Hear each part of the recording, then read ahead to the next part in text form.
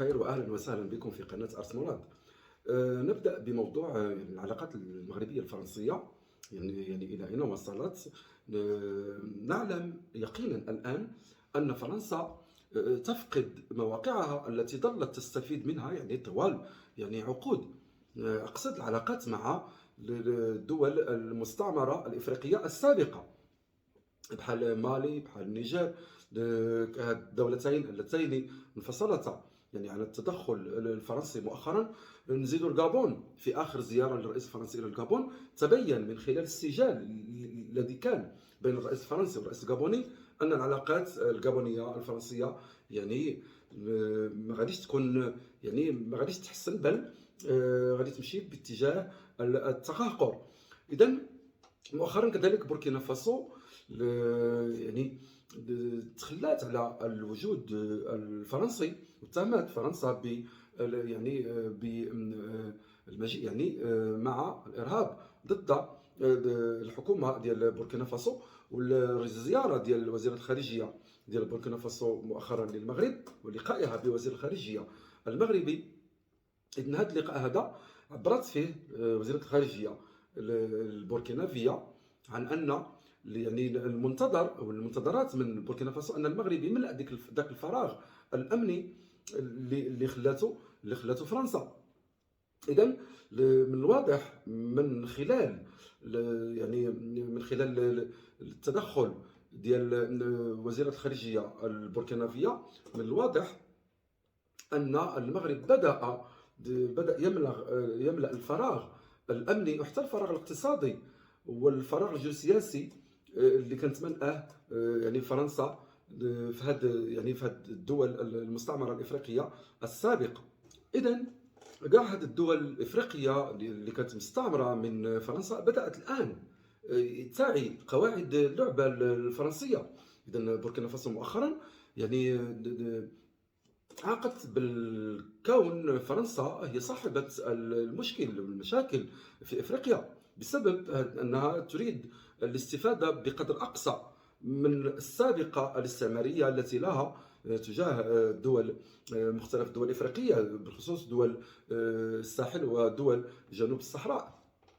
إذن بوركينا فاسو كدولة يعني وغيرها من الدول الإفريقية اللي يعني كانت تحت يعني الاستعمار الفرنسي، إذا بدأت تعي يعني بأن فرنسا هي سبب مشكل. فرنسا يعني صاحبة يعني كانت تعمل في الدول الإفريقية ب يعني أسلوب الفوضى الخلاقة اللي كاينة في دول جنوب الصحراء ودول الساحل، بحيث أن فرنسا تتعمد أنها تقوم بتلك التصرفات باش تبقى دائما التبعية الاقتصادية والتبعية السياسية لهذه الدول لفرنسا. كذلك نفس الأمر دازو فرنسا في منطقة شمال إفريقيا، منطقة المغرب.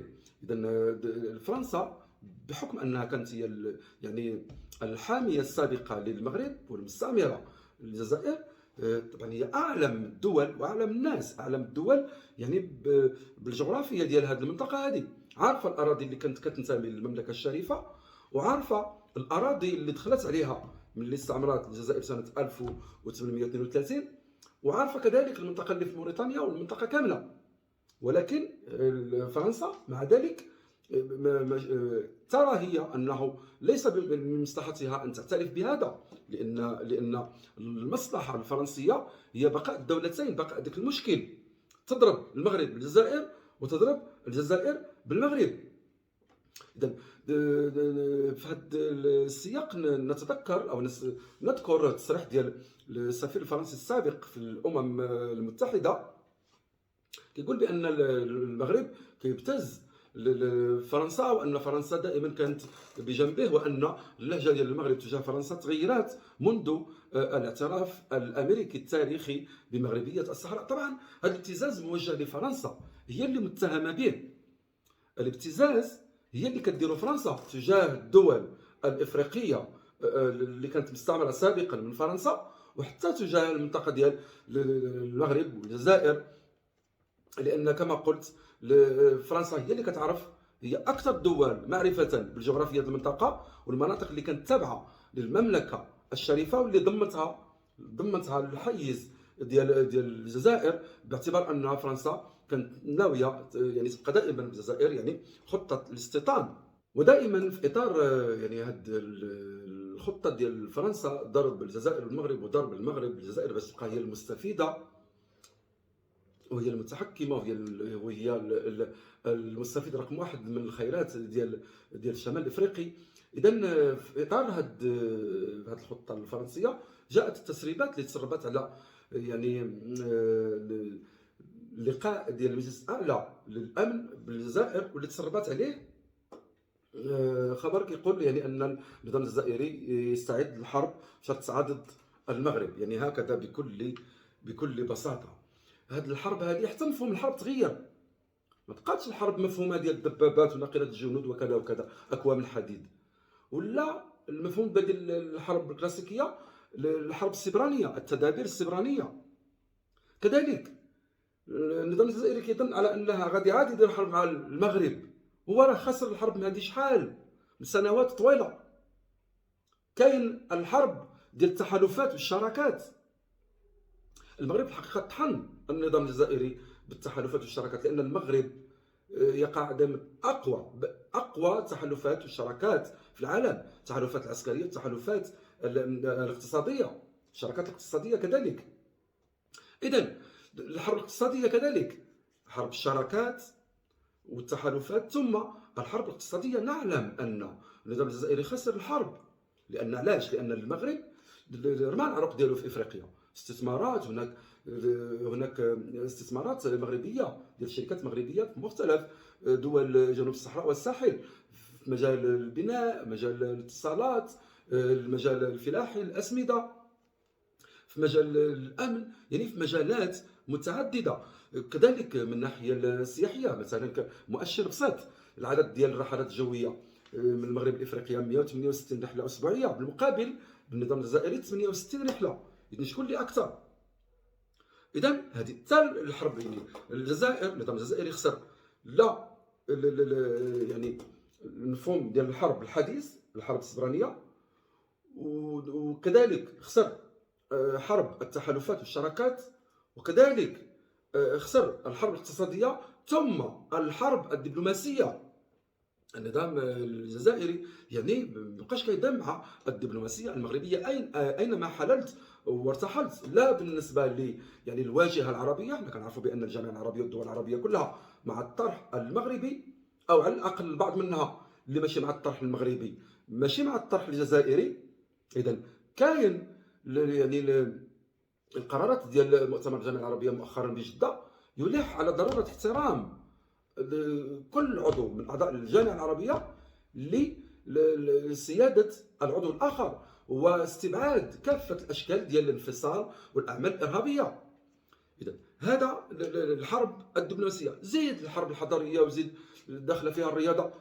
النظام الجزائري خسر كل نوع من انواع الحرب ضد المغرب، وهو يحلم بان غادي يدير هذه الحرب وغادي يدير. هذا يعني قمه الغباء، يعني في التفكير الاستراتيجي وكذلك حتى في التفكير الحربي. اذا اللي غادي يوقع هو العكس.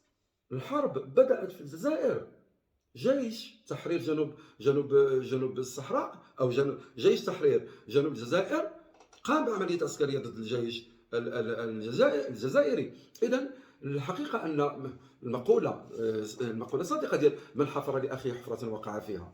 الجزائر منذ 50 سنه وهي كتحفر للمغرب الانفصال وتشجع فيه الانفصال، ودايره الانفصال عندها في الدستور، يعني تحقق تقرير المصير بالنسبه كذا. اذا هذا في الدستور.